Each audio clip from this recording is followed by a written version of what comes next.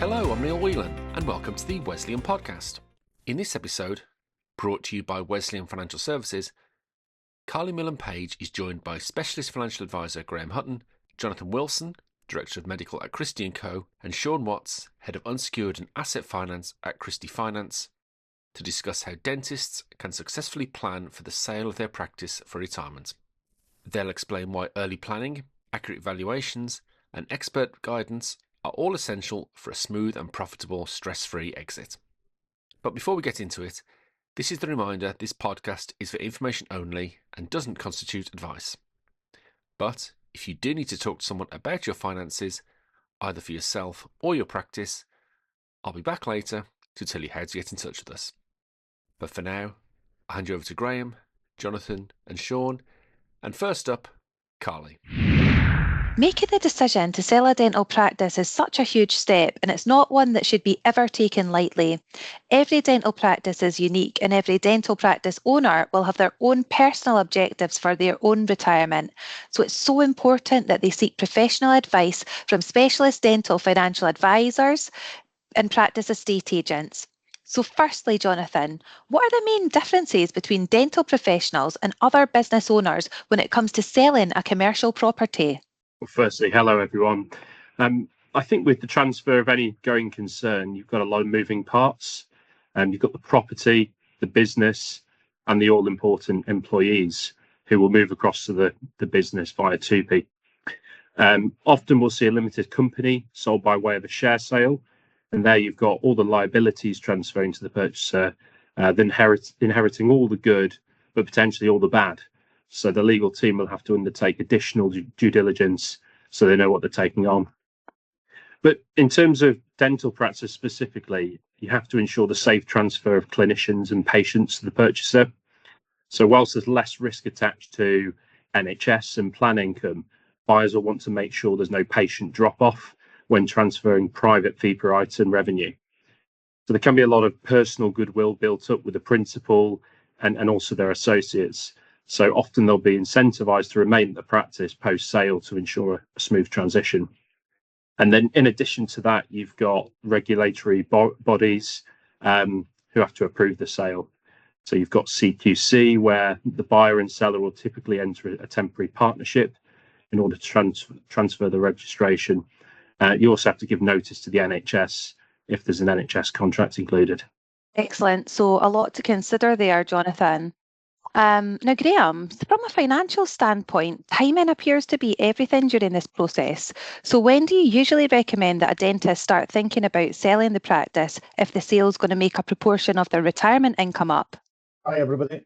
It's one of these things, although we always recommend that everyone has an exit strategy from day one, especially if you're in a partnership or, a shareholder agreement, because anything can happen. But when you are thinking of getting to that point, we recommend at least 5 years.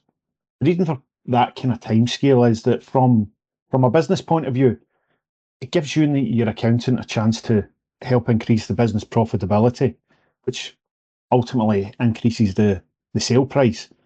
But from a personal point of view, it also gives you time to plan for the psychological effect of retirement. What do you want out of retirement? Do you have a plan? What are you going to do when you finish work? It's suddenly you've got a lot of time in your hands. What are you going to do with it?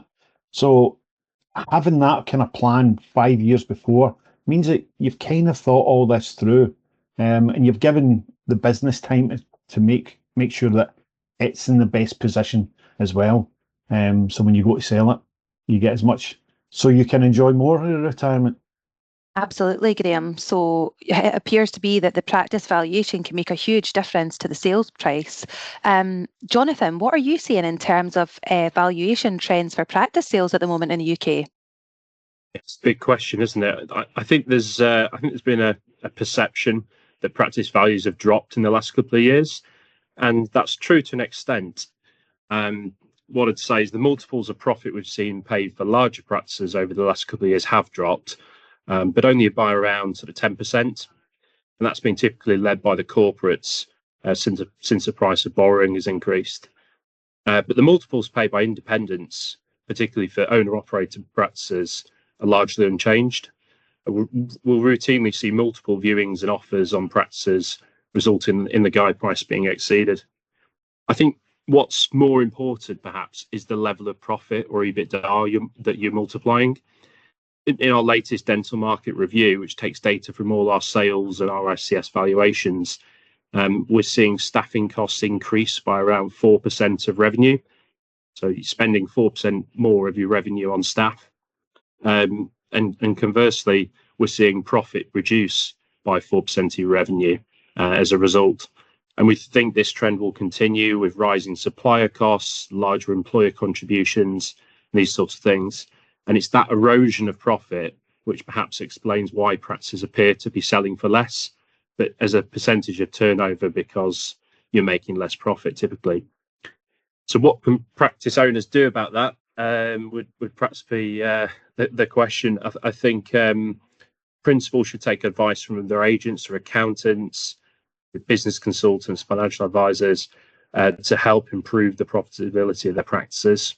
And that might be spotting excessive costs in your accounts, assisting with payroll, or sort of identifying a more efficient way of delivering dentistry, because every penny added to the bottom line will increase the value of your practice when you come to market. That's really interesting, Jonathan. And Shaun, I want to bring you into the conversation at this point because I think you could provide real value here. For operators considering selling their dental practice, what are the strategic improvements they could make to consider boosting the sale of their price and attract more serious buyers? Thanks, Carly. Yeah, there's so many different things to consider when you're looking to sell your practice, and there's some things which may seem like obvious things to do that tend to fall by the wayside. The key information, like having the financials and the accounts as up to date as they can be, having the management accounts produced, so you can provide the agents like the likes of Jonathan with the most up-to-date profit figures to ultimately maximise that valuation when the practice is coming to the market. If it's a leasehold site that you're looking to sell, it's maybe having a conversation with the landlord to make sure they're willing to, transfer the lease across or grant a new long-term lease to the new operator, to the new buyer, to support them with their bank application if it's a funded transaction. And it's just some smaller things you can do to the practice. Not every buyer wants to be taking on a renovation project. Worn down equipment, damaged equipment, a tired looking waiting room, can all be things that a buyer will look to chip down on the price. A lot of people walk into buying their practice very much like buying a house. People say that their opinions are formed in the first 10 seconds of walking through the door. So spending a little bit of money to renovate the practice, give it a lick of paint and make it look like a really attractive space can really help not only attract the buyers, but also ensure kind of minimum price reduction requests for when the offers are coming in. There's a really good stock of lenders at the moment. The market's quite buoyant in dental. We're seeing the market moving quite strongly with practice acquisitions, moving forward, relatively quickly, despite the challenges with the NHS and some of the other hoops there are to jump through. We've got lots of funders out there that will look to fund up to 90% of the goodwill and 100% on the freehold value of a practice. So, from as little as a 10% deposit, even a first-time buyer can get into that practice and take that on.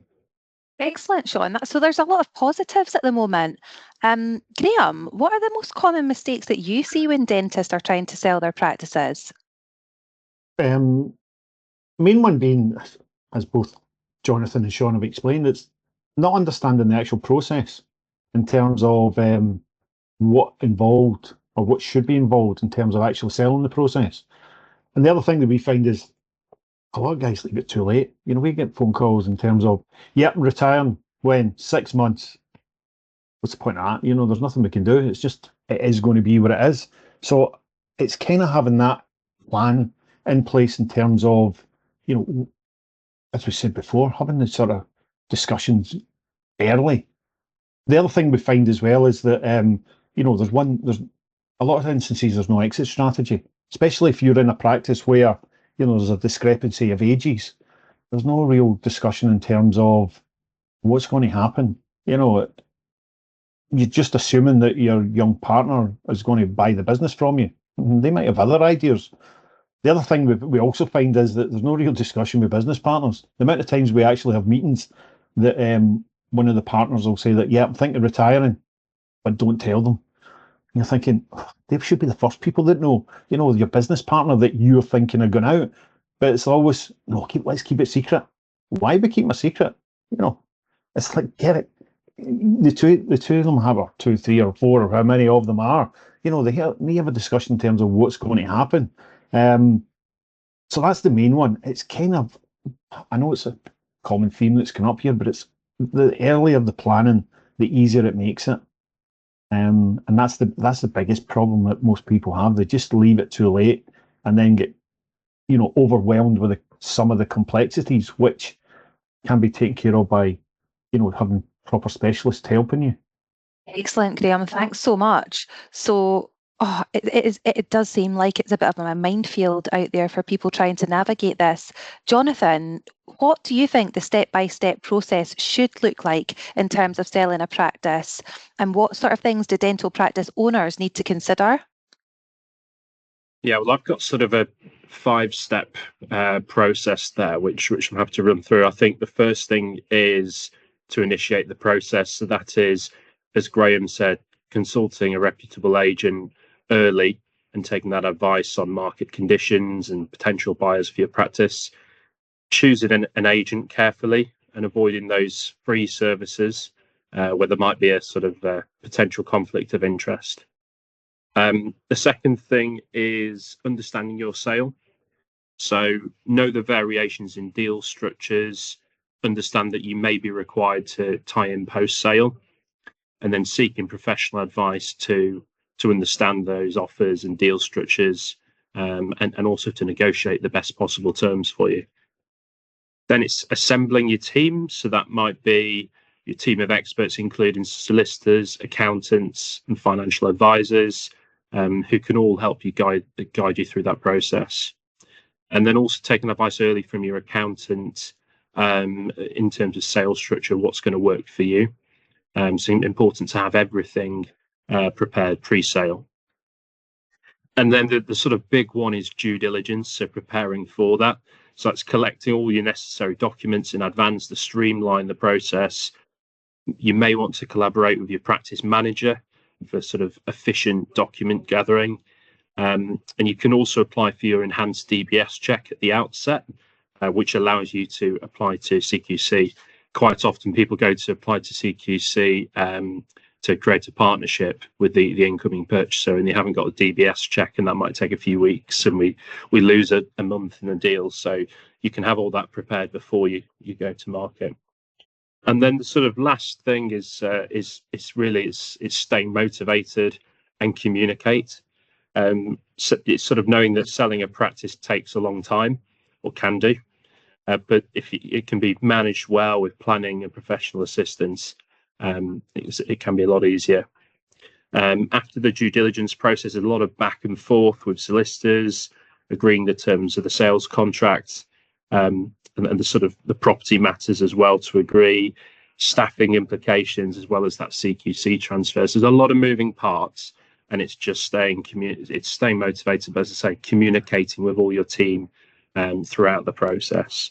Be available and address challenges as they arise. At all times, rely on that team of experts that you've assembled. That's some really good tips there, Jonathan. And Graham, can you add anything to that? Like, could you recommend that people use specialist dental professionals? It's kind of one of these things. Why wouldn't you? For most dentists, this is the biggest asset you'll ever own. Why would you want to wing it and kind of go for the cheap option in terms of, selling it just to kind of get it moved quickly? The importance of getting the correct advice is so important at this stage. You've worked the last 20, 30 years to build up this business. Why would you not want to maximize what you get from it and get the right people to help you? When it makes the process easier and straightforward, because you're now relying on people that know what they're doing and are specialists in that area. But having a team of, your lawyer, ourselves, financial advisors, accountants, and estate agents, all working on your behalf, just makes life so much easier. But it's also getting advice at the right time, and that's what we're trying to reiterate from that point of view, because especially when you're looking at, as you said earlier, that selling a practice becomes the biggest part of your retirement provision, but it's the knock-on effect of that as well. Suddenly, what are you going to do with suddenly £1 million or X, whatever it is, hits your account? What are you going to do with it? It's then, having advice or having a plan so you're aware of that. But it's also the longer term implications as well. You sell your practice and suddenly your family have now got an inheritance tax liability because you've now got X amount of assets kicking about. So it's vitally important. I can't stress this enough in terms of getting the right advice when you need it. And most dentists selling the practice is when you need it. Absolutely, Graham. Couldn't agree more. And thank you ever so much. That brings our podcast to a close. And thank you so much, Shaun, Jonathan, Graham. I feel like you've added some really, really, really good tips and expertise there. So hopefully you will all be joining us on the next podcast. Thank you very much again. And that's our show for this week. Thank you to Carly, Graham, Jonathan and Shaun. If you are looking for expert financial advice, go to wesleyan.co.uk, where you can book an appointment with one of our specialist financial advisors. Charges may apply, but we won't charge you until you've agreed the services you require and the associated costs. Find out more at wesleyan.co.uk/charges. To learn more about Wesleyan more generally, you can find us on the website formerly known as Twitter, as well as on Facebook, Instagram and LinkedIn. And if you found this podcast useful, you can like and subscribe to us on all the usual platforms, as well as find us on YouTube, where there's a whole library of videos covering a wide range of financial planning topics. But that's it for now. So until next time, thanks for listening.